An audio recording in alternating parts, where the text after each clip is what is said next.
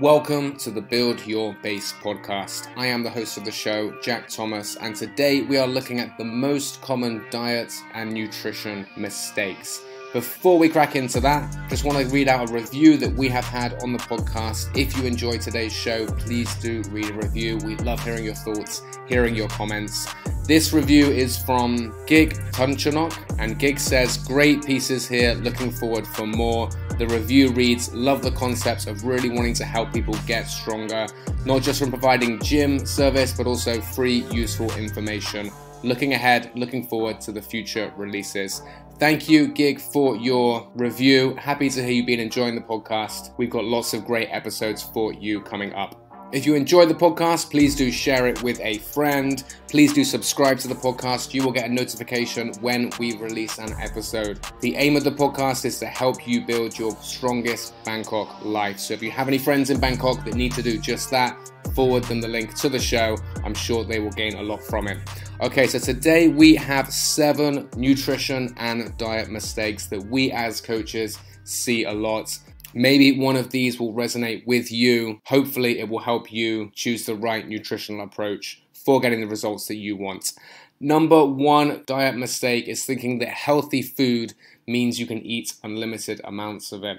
Ultimately, calories in, calories out is what causes us to lose weight or gain weight. But it's a common mistake to think that if you eat healthy food, you will lose weight. Now, the good thing about healthy food is if we're eating whole natural foods in their unprocessed form, it's a lot harder to overeat. So if you are eating fruits and vegetables, it's typically harder to eat a ton of that than if you're eating cookies, ice cream, and less healthy choices. So it certainly makes losing weight easier, but it doesn't mean you can eat unlimited amounts of it. A great example of this would be nut butter or, so-called healthy brownies, which are not made with any extra sugar. It's still very easy to overeat these things. Ultimately, if you are consuming too many calories, then you will be putting on weight. So a switch to healthier foods certainly helps because it regulates your appetite and your hunger levels in a much better way, but it does not mean you can just go crazy and eat as much as you want. Second mistake is what I call cheat day massacre. So that is you eat well, you eat within your calorie limit each day if you want to lose weight,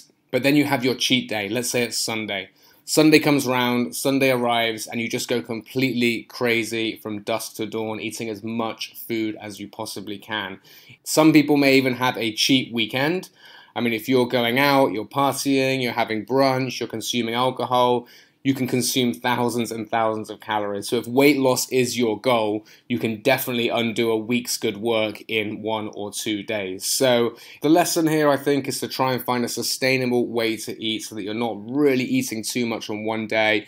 Your life shouldn't revolve around your diet. So if you spend your whole week just looking forward to your Sunday because you can eat as much as you want of whatever you want, that's really not a way to live. So try and find a way to eat that's sustainable for you, that you can do every day, and of course allows you to eat the foods that you enjoy, the foods that you like. We haven't included this as a mistake, but many people think they have to stay away from foods that are perceived as bad, such as ice cream, pizzas, and burgers. That is not true. As long as you're not exceeding the amount of calories you should be consuming to lose weight, you can absolutely get those foods in your diet. So not a great idea to have a massive cheat day and go completely crazy and consume 10,000 calories. That's probably not going to keep you on track when it comes to nutrition.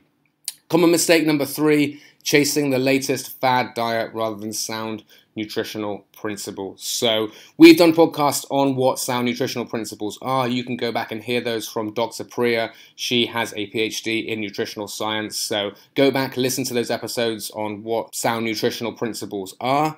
In a nutshell, don't eat too much, monitor the amount of calories that you're consuming, eat whole foods, and try and eat less processed foods. That's in a nutshell. Following those nutritional principles will serve you well. If you're looking for the latest fad diet that all the celebrities are doing, or something your friends saw on TV, that's not usually going to be the way for success. Some of those diets may work for a week, 2 weeks, maybe even a month, but as soon as you resume your normal eating habits, you'll likely put all that weight back on. Common mistake number 4, demonizing one food group or macronutrient. So macronutrients are carbs, protein, fat. The demonized macronutrient of the 80s and 90s was fat. Nowadays, it's commonly carbs. The reality is you absolutely should be consuming all of these macronutrients. You should be consuming a wide variety of food groups. One macronutrient, such as carbs, is not going to destroy your diet. It's not going to sabotage your results. And you absolutely can be consuming all of these macronutrients and still get the results you want. Again, comes back to our last point. If you completely cut out one food group, well, how long can you do that for? It's going to be hard to cut out, say, carbs or fat forever. It's going to be very restrictive. So as soon as you go back to what's, a more normal way of eating, you're likely going to put the weight back on. So ultimately, and what we're kind of building up for with all of these, find a way that you can eat which is sustainable, something that you can do for a long time. That way you will get the results that you want all the time, not just this constant up and down, which you often get with following the latest fad diet that comes along, the latest diet you read in a magazine or see online.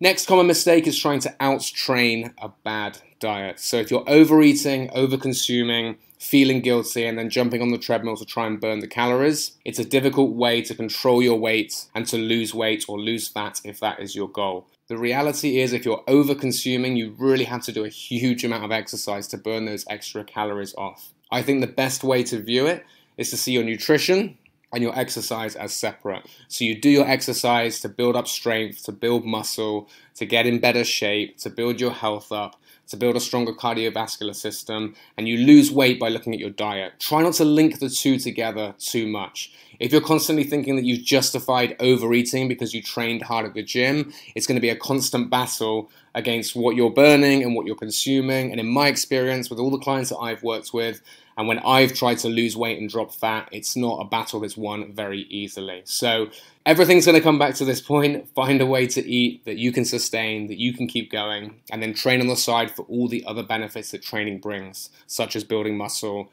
getting fitter, and everything else. Next mistake, drinking too many calories. Now again, this is assuming that you want to lose weight. That's the most common goal, lose weight, lose fat, but of course not for everybody. If you do want to lose weight, be careful of the calories you're drinking. I'm talking lattes, of course soda would be the obvious one with all the sugar that it contains.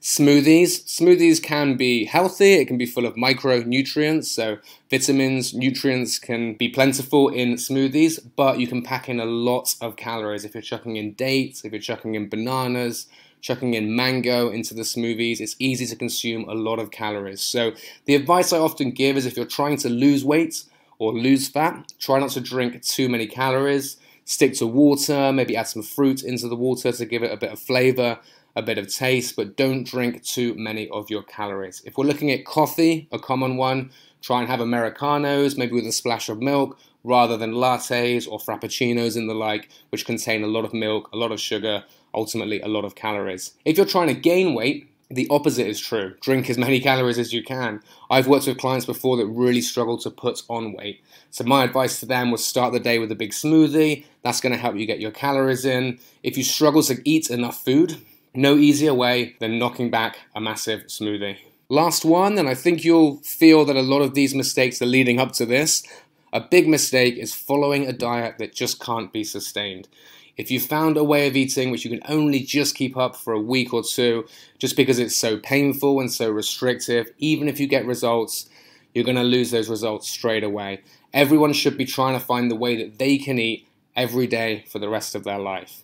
Through trial and error, this is very possible. I've worked with many clients that have managed to find a good way that they can eat forever, whether that's intermittent fasting for some people. Some people can track their macros and they found that's something that's easy and sustainable for them. There's no absolute correct, bang-on, right way for you to eat. You need to find out what there is. It's just good to understand the principles of weight loss, the principles of good nutrition, such as calories in, calories out. And that way, by understanding those principles, you can kind of work around that and find the right approach for you long term. Okay, just going to have a quick recap on the most common nutrition and diet mistakes. Number one, thinking that healthy foods means you can eat an unlimited amount of that food. You absolutely cannot. Calories in, calories out are still important, even if it's healthy. Number two, a cheat day massacre, one day a week or even a weekend where you just go crazy and consume unlimited amounts of food. You can really undo a week's good work with one bad day. Number three, chasing the latest fad diet, something you read in a magazine, something you hear a celebrities doing, rather than following sound nutritional principles. Number four, demonizing one food group, one macronutrient such as carbs, staying away from that as much as you can. That's not the key to long-term success. Number 5, trying to out-train a bad diet.